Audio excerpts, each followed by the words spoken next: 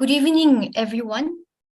Today is the TiBLANEI special talk series, which will be presented by Professor Priyankoo Sarmah from IIT Guwahati, and he will be delivering a talk on writing abstracts. The session will be chaired by Professor T. Temsu Nungsang, Vice President of TiBLANEI. So I'd like to request Dr. Temsu to kindly chair the session. Thank you. Thank you. Thank you, Monali. And I would like to welcome all the participants this evening. And this year, I think we've not had talks as such through this TiBLANEI platform, apart from the, I think, student presentations. And we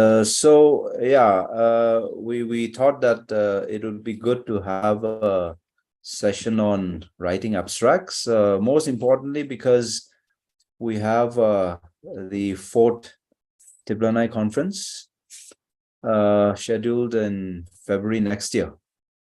And this is the time where we have already sent out the first call, and we'll be sending out the second call very soon. And we've been getting some abstracts. So we hope that through this initiative from TiBLANEI, we should be able to help students and scholars in improving their abstracts. And this evening, we're very fortunate to have Dr. Priyankoo Sarmah, who is a professor in the Department of Humanities and Social Sciences at IIT Guwahati. He's the head of the department, so he's a very busy man, but he is accepted to give this talk to our TiBLANEI members. So thank you, Priyankoo. And I think I'll session to him for his presentation. Okay. This talk. Thank you, Temsu.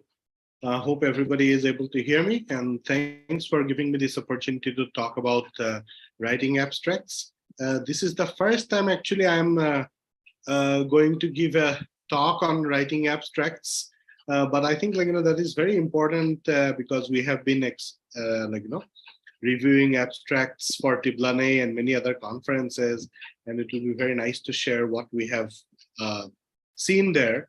And also in the past, we ourselves have submitted abstracts. Many times we got accepted, sometimes we got rejected also.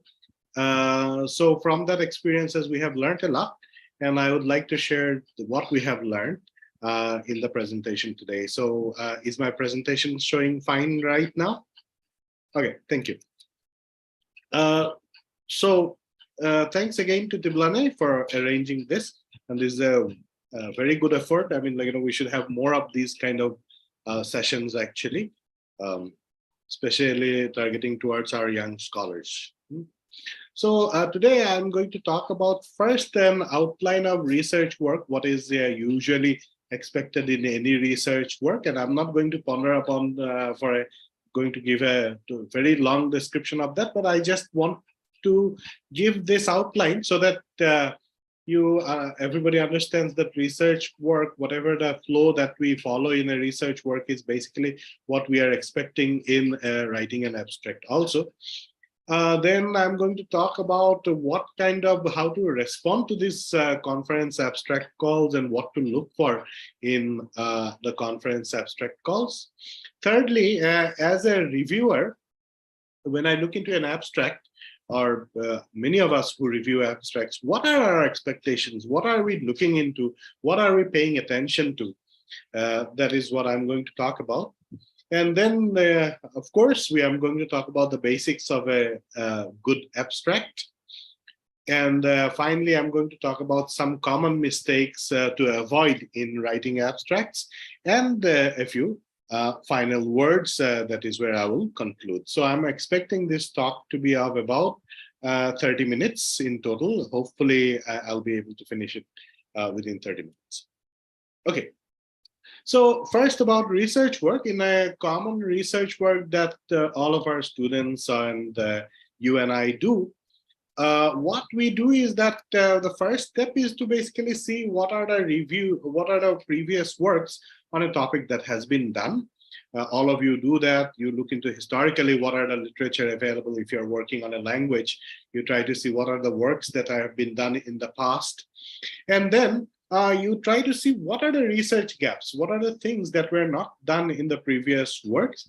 And then hopefully what you do is that how you try to find out how you can contribute, how your contribution can help in filling up the already existing gaps. This is what we follow. And when we talk about Northeastern languages and Tibeto-Burman languages in particular, then we see that there are so many gaps that all of us, whatever strength we have at this point of time, if we all contribute, even then, many of these gaps still will remain with the amount of languages, the number of languages that we have in this region, and with the amount of work that has been done on these languages. Then we identify a rigorous methodology. We try to see what is the best methodology of investigating, or with our investigations to fill the gaps in the literature. Then we provide some arguments that or some proof of what we have been what we have been proposing as our thesis in our arguments in our research work. Provide evidence of the arguments that we have put forth. This can be in terms of maybe text, sometimes in terms of your own judgments, sometimes it can be in terms of acoustic evidence or some sort of quantitative methodology, etc. So all of them basically lead to the point is that that you provide evidence, strong evidence for whatever you're claiming in your research work. And finally, the most important part of research is disseminating your research. And it is expected that while you're still doing your research in PhD, etc., then you should be able to, you should be starting to disseminate your research in terms of articles, conference papers, and books, etc. And so that larger, audience, larger group of readers can read what you're working on. So doing all these steps from 1 to 6 and then not doing step 7 basically does not make much sense. And that is exactly where the next topic comes in, which is writing abstracts for the conferences, right? So we need to disseminate our research. We expect that in a conference like TiBLANEI's annual meetings, etc., you disseminate what you have been doing. And when you're doing that, you have to write an abstract. And we want people to write good abstracts, substantial, which has things that can be substantiated, etc. And I'm going to talk about it in the next slide. So usually we get a call for a paper asking us to submit abstracts, or asking us, some conferences also ask you to submit the full paper. So what do we look for? What kind of conferences do we look for when we are trying to choose a conference for submitting our papers? First of all, one thing that we have to see is that does the conference fit your research work? Because many conferences, they have specific themes, they have specific sub-themes, etc., where your research may not be very compatible. So if you put your abstract in there, there is a huge chance that it will get rejected. So first, look into the topic of the conference. For example, if you look into our TiBLANEI conference, then you know that this is about the Tibeto-Burman languages of Northeast India. So as long as you have something related to the conference, if you write your abstract something related to the conference, then it is you're going to be fine. At least it will be evaluated. Does the conference follow particular framework? We have seen that there are conferences which accept only papers in, let's say, generative framework conferences, and they would only accept papers that are in a particular framework. So maybe if you're doing a lot of descriptive work, may not be suitable for that kind of conference. So particular framework of the conference, if it is there, then you need to identify that framework. Is the conference about a particular field of linguistics? We know that linguistics has several subfields, and some of the conferences are specific to these subfields. For example, there is a conference on tone and intonation, let's say, and then tone and intonation deals with only ideas related to tone and intonation as such. However, it is not possible to, let's say, submit an abstract which is not within the scope of that conference for that matter. Does the conference have is restricted to a particular language family? We know that, for example, the Tibeto-Burman TiBLANEI conference is for Tibeto-Burman languages usually, so it is a particular language family conference that accepts papers from a particular language family. On the other hand, if you look into another conference, such as the Himalayan Linguistics Himalayan Languages Symposium, which is going to be held next year in IIT Guwahati, it actually accepts a lot of languages, almost all the language families that are spoken in the Himalayan and the sub-Himalayan language. So again, that brings me to the next point. If the language has a particular geographic area, some conferences are, such as Himalayan Languages Symposium, they talk about particular geographic area, which is the Himalayan region. However, the good thing is that the Himalayan region is quite widespread, so you can, a lot of people can have the opportunity to submit papers there. So these are the things that you want to find out before you decide where you want to submit your research work, which conference you want to submit your research work. One of the things that I always do, and then I did when I was a graduate student, is that always consult my seniors who have participated, who might have participated in one of these conferences, and I would seek their suggestion about my paper, whether my paper would be suitable for these conferences or not. And again, always a good idea to keep your supervisor in the loop so that supervisor knows what you are going to apply for, and then supervisor can give you particular, how do I say, suggestions about whether your abstract or conference paper will be suitable for a particular conference or not. So this is a very important thing when you are looking for conferences, looking at call for papers, and when you are deciding to submit an abstract for a conference anywhere in the world.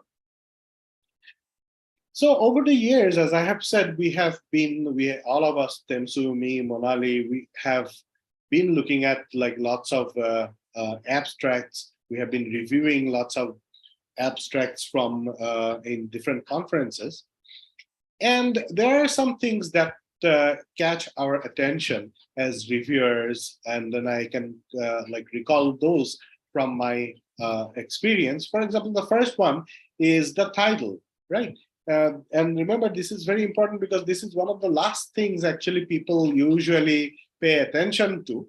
So the title. So when we are looking at conference abstracts, what we have a very small amount of information. You know that an abstract can be as small as, let's say, half a page. So we don't have much things to actually look into to decide for the suitability of the conference. So the first thing, of course, that catches our attention is the title of the conference. And then one of the things that we would look into is whether the title itself has something interesting, if it sounds interesting to us or not. So in the title again, I want to know whether the title actually tells me what sub-area the paper is in, whether it is in phonetics, whether it is in syntax, whether in morphology. Can I get that information from the title itself or not? Third thing, does the title tell me what to expect in this paper? Right? So it should tell me what is going to come to me as an abstract in the following few lines. So these are the things that I expect in a good title of an abstract. And I think an abstract content, a title is just as important as the content inside that abstract. So whether it is interesting for the reviewer, whether it is giving us enough information about what is the sub area of the paper that is being submitted, and whether it tells me what could be the overall content of the paper. Again, this title I always believe that this title of an abstract should always be understandable to both experts and non-experts. So the experts should be able to know the title so that they can go further and read into it.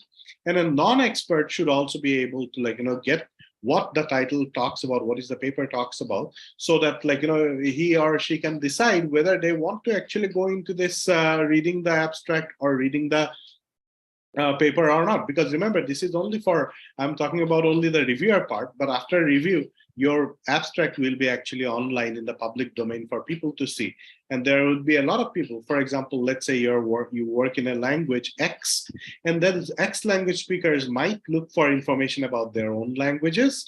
And then it should give some information about what is written in the abstract about their language, right? Then, despite them not being linguists, should also be able to see, should understand what the topic of the discussion could be in the abstract.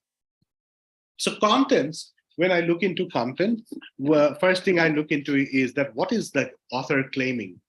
What is the claim of the author?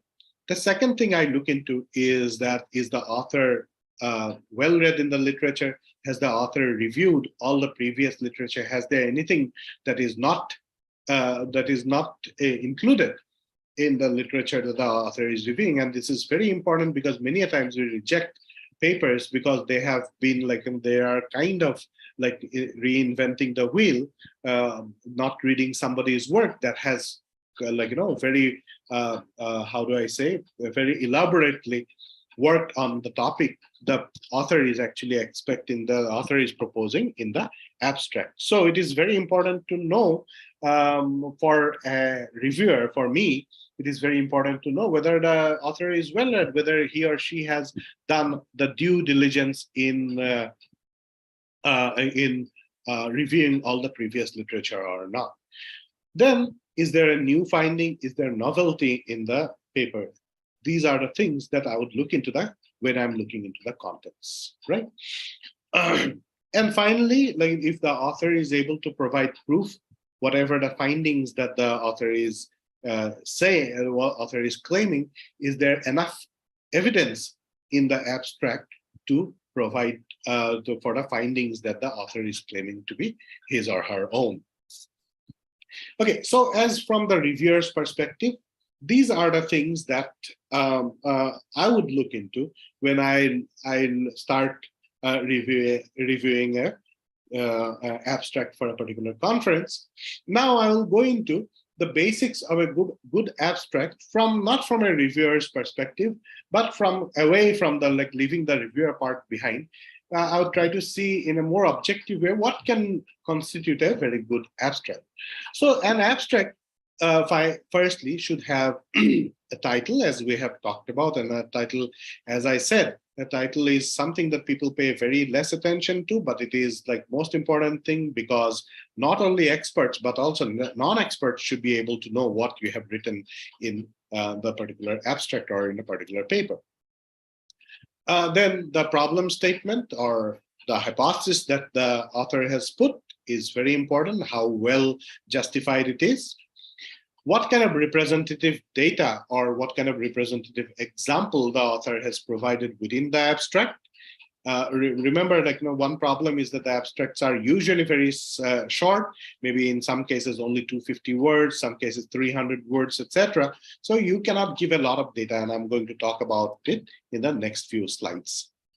The background, whether the context is quite clear in the abstract or not, where the author is going. Then In some cases, methodology is very important. For example, if you're doing phonetics, the methodology, what data you collected, how, from who did you collect, etc., and how you're analyzing it is very important. Then finally, the outcome. What is the outcome of your the whole research that you're going to put in the abstract? So title, of course, it is going to be there. Then problem statement, hypothesis, then a little bit of representative data or one example at least, background of the whole study, methodology, outcome. These are the 6 things I think that constitute a good abstract. So we'll go about it one by one. First, about the title.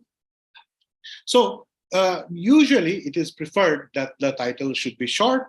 And when I did some research on how should be a title of an abstract, I found out that some people say that title should be 12 words maximum. And other people said that, like, it should be as long as you can pronounce it within one breath without taking another breath. But overall, we understand that the title should be very crisp and short, but it should have information about what is there inside the abstract, or what is to expect in the abstract. So too short and too long, vague title is not good. Should say what is the problem of that you're going to describe in the abstract. The title should say what is the problem that you're going to describe in the abstract, in the contents later. For example, let's say I'm going to talk about the variation of vowels. So this is the topic that I'm going to, this is the title, this is the topic that I'm going to include in the title of the abstract. Should include the language or languages that are that you're basically dealing with. So in Mizo, let's say in this case. And thirdly, what is the approach or theoretical approach that I'm taking, such as, like, now, am I doing an acoustic analysis, or am I doing an optimality theoretical account? All these 3 parts would make a good title, such as acoustic analysis of variation of vowels in Mizo. You can see, like, the approach is there, the language is there, and the problem statement itself is there in the title. So I could have another one, such as optimality theoretical account of vowel variation in Mizo.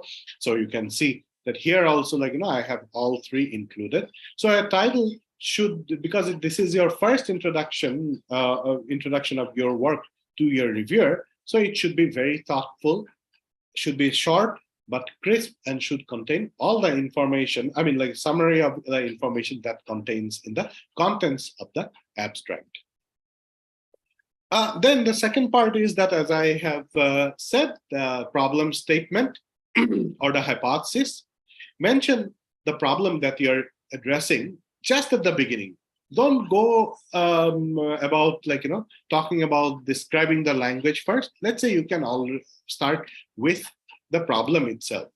So you can say this paper establishes that, this paper shows that, this paper shows that, this paper confirms that, etc. And from there, you can start your abstract, so that your reviewer already knows, or your reader already knows what is going to unfold in the following lines of the abstract.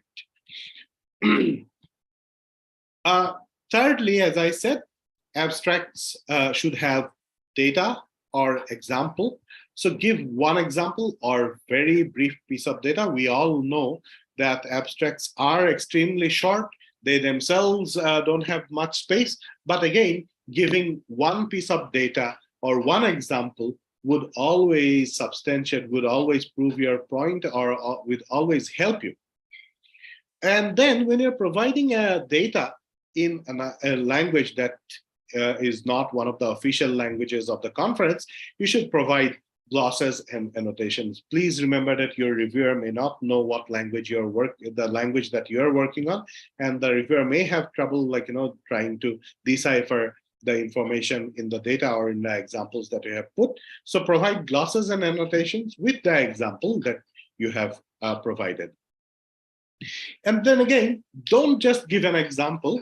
When you give an example, provide a short explanation about how this data supports or sometimes does not support your research statement or research hypothesis. So don't just randomly give one annotation, but you one example or one piece of data.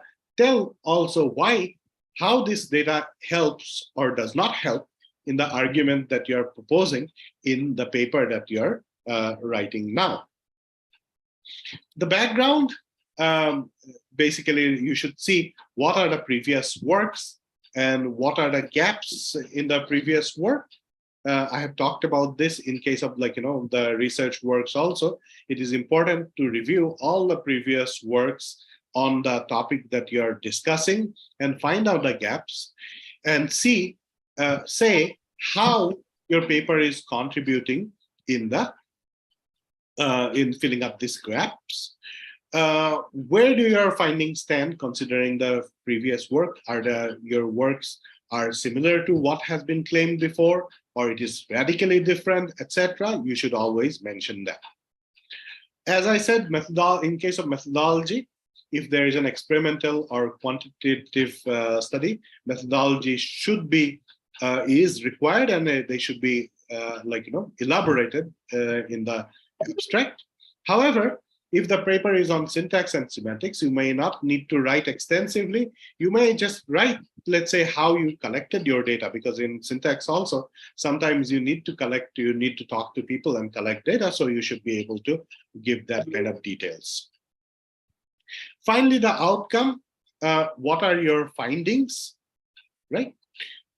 Clearly write what you have found, right? And then do not be vague that it seems like or anything of that sort, which is not very clear, should be completely avoided.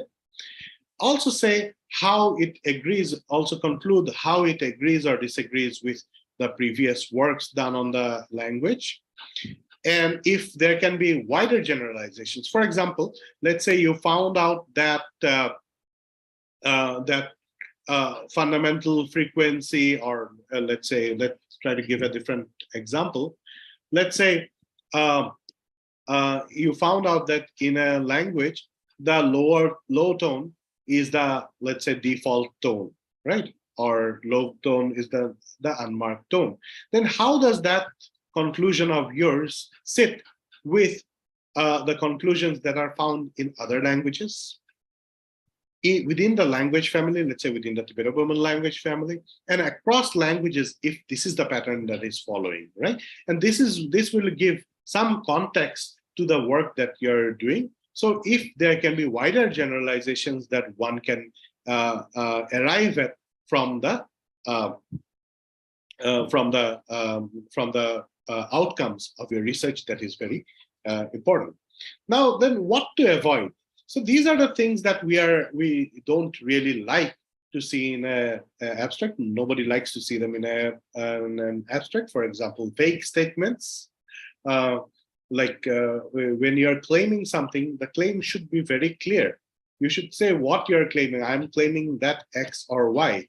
There should not be any ambiguity in those kind of statements. You should not, what to avoid is to claiming to be the first to do this research problem. Yeah, number one, it sounds boisterous, but at the same time, also you're addressing this research problem first time because, and that is why you're doing the research. I mean, otherwise you would not reinvent the wheel again, right? So such kind of claims should be avoided in the abstracts. Never submit an abstract without actually doing the work. You should always do the work, get your outcome from the work, and only then you submit the abstract. Never promise to do the research. For example, I will do, or in this paper we'll show what will happen when we do X and Y. This is not a good idea. So until and unless you're sure about your findings, until and unless you have actually done your work, don't report or don't assume, don't just say, it is not nobody is asking you for a research plan. They're asking you if you have done a research, can you give us the research summary? That is what the abstracts are for. So you give your research summary only when you have conducted the research. So never promise that after writing the abstract, you will do something. and avoid things like further research is needed, which is again connected to the first thing that I have talked about in this particular slide, vague statements. Avoid vague statements and things like further research is needed, which always tells us as reviewers that this person has not done things with enough rigor, and that means that person himself or herself is not sure about the results the person has got. Also, if you have already published or presented a work in another conference, don't do that again. Don't repeat it, because it's repetition. And always, like, sometimes we see that we have actually attended the previous conference, and this one person who has presented there presented in this the next conference also. So that becomes an eyesore, and we really don't want to see such repetitions. And also, we don't want to see such abstracts which were already, that we have seen in a previous conference already. So already published or already presented work, it should not be presented. The reason is that because conference presentations are actually something to make your work better, right? So that you can gather enough comments and criticisms to make your whole research work better, and so that you can get the comments and develop your whole idea into a paper or a book or your PhD thesis also. So never do repetitions in terms of abstracts in conferences.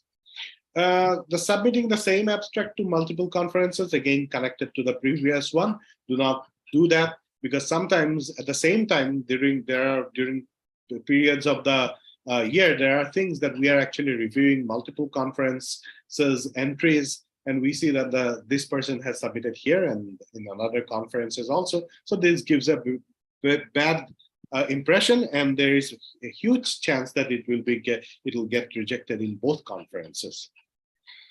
So finally, I would like to give you a checklist, final checklist. So check whether you have got an appropriate title for your abstract or not. Check whether you have started by stating the research problem that you're dealing with. Check whether you have appropriate data or example to substantiate your claims in the abstract. Check that you have written about the contribution, how the paper has contributed. Check that you have added the methods of your research in the abstract. And finally, unambiguously, you have reported the results of your research. And also, at the end, towards the conclusion, you should be able to talk about what is the significance of your results in terms of that particular language, if possible in terms of that whole language family, and also in terms of the cross-linguistic phenomena that must have happened related to the phenomena that you are describing. So this is all I have for an abstract, how to write an abstract or what to contain in an abstract. And then I have a few afterwards. One is that I have used contents from this book. This is one book that I have been using since my PhD time. My supervisor gifted it to me. It's called Surviving Linguistics, as you can see. Please get a copy of this, and this talks about a lot, about how to write a paper, how to write an abstract, etc. Probably if you had read this book, then you would not have come and attended this talk today. And I have used, in this talk, I have used contents from this book extensively. So please try to get this book. This is I think every linguistics student who is in the graduate level should get a copy of this. Second afterward is about adding an abstract in the language the paper is on. And as I was talking about earlier, that many a times the user of the language or the speakers of the language look for contents in their language, about their languages, and they end up accessing our abstracts or our papers. However, our papers are written usually in English. As a result of that, somebody who is not from a very good English-speaking background will not be able to access their the paper that is written on their own language, right? So there was something interesting happened a few years ago. We went to a conference in Paris, and there what happened is that if you look into this abstract, the abstract had to be also provided in one of the languages that is talked about in the paper. So we talked about in this paper, we talked about Angami. So we also provided an abstract in Angami. So I think we should also think about providing an abstract of the abstract in the language that is talked about in the particular paper or particular abstract. And so this is a suggestion maybe we can implement in TiBLANEI in future, that if the paper is on Mizo, let's say there should be an abstract also about the paper also in Mizo. So that's all I have for today. If there is any question or comment, that I'll be very happy to answer. And please fill up the feedback form. The feedback form is anonymous, so feel free to give unbiased comments. Thank you so much. All right, yeah, thank you so much. That was a very, I think, detailed talk on writing abstracts. There's a lot of information there, a lot of interesting things, and I'm sure that all the participants have benefited from this. So yeah, I mean, if there are any questions, please feel free to unmute and you can put your questions to Priyankoo, or if not, you can also put them on the chat. Any questions? Yeah.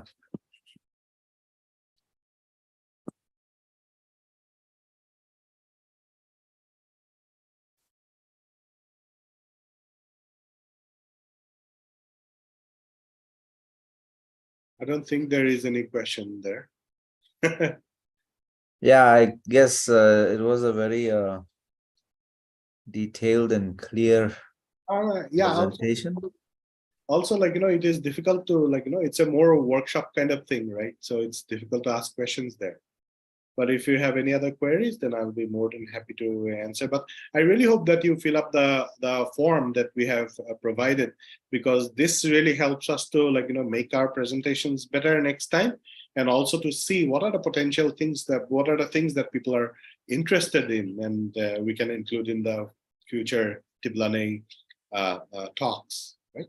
So please fill up the form if possible.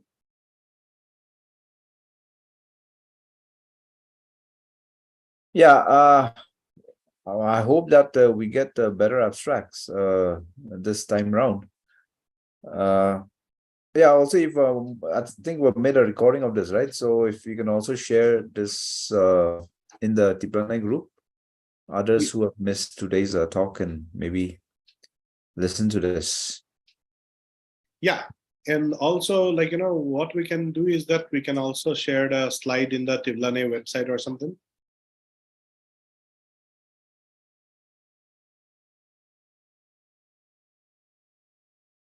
I think, yes, we can keep it in the Google Drive, and we can share the link of the drive where the slide can be available for the TiBLANEI members to go through. Yeah.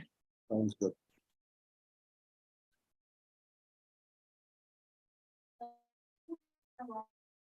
Okay, Yeah. so I guess questions. I don't think there is a question today. Yeah, but yeah, that's I think fine, because I'm sure, like, given the presentation, a lot of things to take away from that talk. I'm going to thank Priyankoo for taking the time.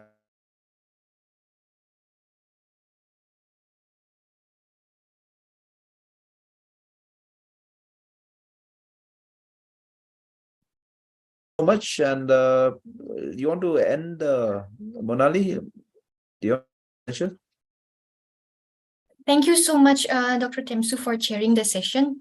And thank you, Professor Priyankoo, for this wonderful endeavor on demonstrating how to write in abstract. This is something we have been yearly struggling with during the review process, and we really hope that the participants who are present here, and also hopefully those who will be watching the video very soon in YouTube and also be availing the PPT in the Google Drive. We hope that the audience and the participants and the interested presenters will be able to produce much better abstracts with this talk that we have presented for you. And thank you so much, participants. I think there are no questions because maybe they want to take the points and start writing. And if there is any doubt you have, then you can always contact and communicate with Professor Priyankoo. He's there in the WhatsApp group, and you can also communicate to him by email. His website is available in the university website, I mean his email ID. So thank you so much once again, and we will definitely inform you if we have another series or lecture or presentation coming up.